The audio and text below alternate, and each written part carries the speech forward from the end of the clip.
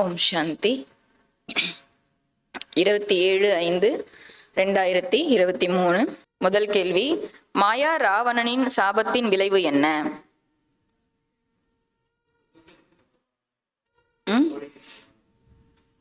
துக்கம். மாயா ராவணனின் சாபத்தினால் முற்றிலும் துக்கமானவர்களாக ஆகிவிட்டோம். துக்கத்திலும் துக்கமானவர்களாக ஆகிவிட்டோம். இரண்டாவது, தந்தை என்னவாக ஆக்குகிறார்? தந்தை என்னவாக ஆக்குகிறார்? 3 விஷயம் சொன்னார் இல்லையா? தேவதையாக்குகிறார். தேவதையாக்கத்துக்கு குவாலிட்டி 3 சொன்னார் பாருங்க. அனைத்து குணங்களிலும் நிறைந்தவர்களாக, சர்வகுண சம்பன்னர்களாக, 16 கலைகள் உடையவர்களாக, அஹிம்சா பரமோ தர்மத்தினர்களாக ஆக்குகிறார். சரிங்களா? தேவதையாக்குறார், அதெல்லாம் ஓகே. முக்கியமா சொன்னார் இல்லையா, அதுதானே சொல்லணும். 3வது, சக்தியுகம் தூரத்தில் இல்லை என்று பாபா என்ன உதாரணம் கொடுக்கிறார்? எந்த அளவு ஆத்மாவும் உடலும் அருகாமையில் இருக்கிறதோ அதே போல் மிகவும் அருகில் சக்தியுகம் இருக்கிறது என்று உதாரணத்தை கொடுக்கிறார். 4வது, எவ்வளவு போதை இருக்க வேண்டும் என்று பாபா ஏன் கூறுகிறார்? எவ்வளவு போதை இருக்கணும் உங்களுக்கு அப்படி சொல்லிட்டு என்ன சொன்னாரு? முழு உலகத்திற்கும் எஜமானர்கள் ஆகிறீர்கள்.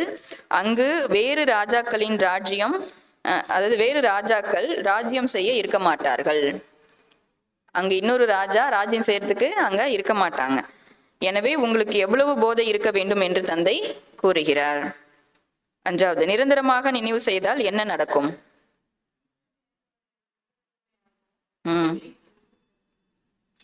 தந்தையை நிரந்தரமாக நினைவு செய்தால் தூய்மையாக ஆகிவிடுவீர்கள். புத்தி என்ற பூட்டு திறந்து கொண்டே இருக்கும். கல் புத்தி தங்க புத்தியாக மாறும். 6வது, உங்களுடைய பெயர் என்ன? நீங்கள் என்ன செய்கிறீர்கள்? உங்களுடைய பெயரே சிவசக்தி பாண்டவசேனை. ஒவ்வொருவருக்கும் பாபாவின் அறிமுகத்தை கொடுத்து தந்தையிடம் செல்லும் வழியை கூறுகிறீர்கள். தந்தையிடம் செல்லும் வழியை கூறுகிறீர்கள். 7வது, குழந்தைகள் மீது தந்தைக்கு ஏன் இரக்கம் ஏற்படுகிறது?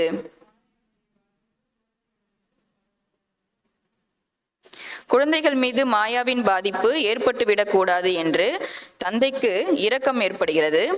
தந்தையை நினைவு செய்யவில்லை என்றால் கட்டாயம் மாயா விழுங்கிவிடும். டேஷ்.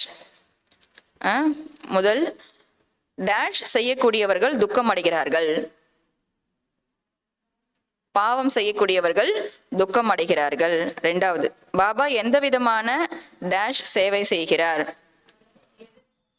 பாபா எந்த விதமான பலனையும் எதிர்பார்க்காமல் சேவை செய்கிறார். 3வது, நீங்கள் ராவணனிடம் இருந்து டேஷ் அடைய வேண்டும், விடுதலை அடைய வேண்டும். 4வது, சர்வவியாபி என்ற ஞானம் பாரதத்தை டேஷ் மற்றும் டேஷாக ஆக்கிவிட்டது. நாஸ்திக், அதாவது ஆஸ்தியற்றதாகவும் சோழியாகவும் ஆக்கிவிட்டது. 5வது, மனம் என்ற கண்ணாடியில் டேஷ் இல்லைதானே என்று பார்த்து கொள்ள வேண்டும். எந்த பூதமும் இல்லைதானே என்று பார்த்து கொள்ள வேண்டும். அதுக்கு என்ன சொன்னார் பாபா?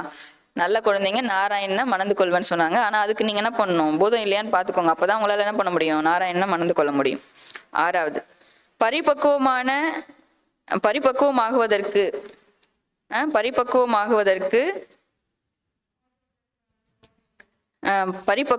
ஆகுவதற்கான சோதனைகளை டேஷ் என்று புரிந்து மகிழ்ச்சியாக இருங்கள். நல்ல சகுனம், குட் சைன் இல்லையா? பரிபக்குவமாகுவதற்கு நீங்க என்ன பண்ணணும்? சோதனைகளை நல்ல சகுனம் என்று புரிந்து மகிழ்ச்சியாக இருங்கள். ஓம் சாந்தி.